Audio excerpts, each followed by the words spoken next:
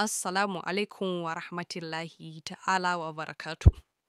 ‘Yan uwa barkanku da kasancewa da mu a wannan cibiya tamu mai albarka ta farkin waraka. Duk mutumin da yake fama da matsala ta ƙanƙancewar gaba, dalilin matsaloli na ƙanƙancewar gaba, akwai matsaloli masu tarin yawa waɗanda suke jawo ƙanƙancewar gaba. Amma na farko ga kaɗan daga cikin matsalolin.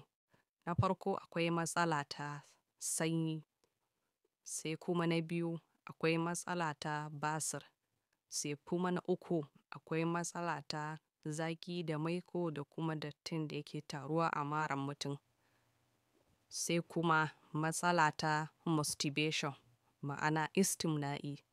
Akwai mutanen da suke aikata istimna'i, akwai wanda zai ɗauki tsawon lokaci, wani ma ya ɗauki shekaru yana fama da matsalar istimna'i ma'ana biya wa kai buƙata, wanda wannan yakan jawo jijiyoyin gaban mutum su samu matsala. Yana yi wani sai ya zo zai yi aure sai ya ji kuma gabansa ba shi da ƙarfi.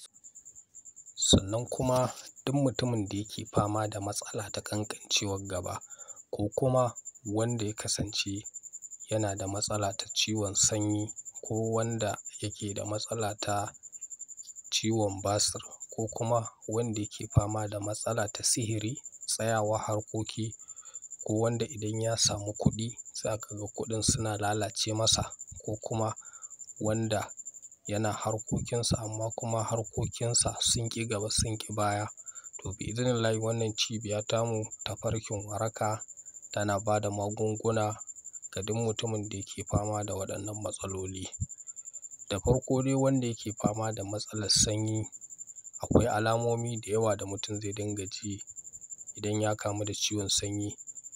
Akwai yawan kasala, akwai kuma yawan mutuwar jiki, sannan kuma wani lokacin mutum zai dinga jin fitsarinsa yana rabuwa gida biyu, za ka riga jin wani abu yana yawo a jikinka kamar tana. Sannan kuma akwai wanda sanyi yake sa masa ƙaiƙayin gaba, akwai kuma wanda yake feso da ƙuraje a gabansa. To haƙiƙa sanyi nau'i ne.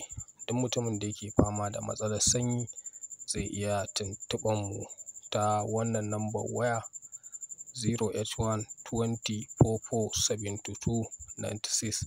Sannan masu fama da matsala ta ƙanƙancewar gaba su ma za su kira mu a wannan lamba 081 20 44 72 96.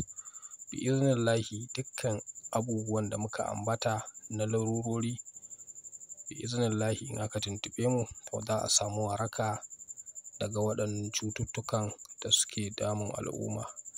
Ma anzalallahu da'an illa wa anzalahu shifa. Allah bai saukar da cuta ba sai da ya maganinta. To ‘yan uwa da wannan muke cewa assalamu alaikum wa rahmatullahi ta'ala wa barakatuh.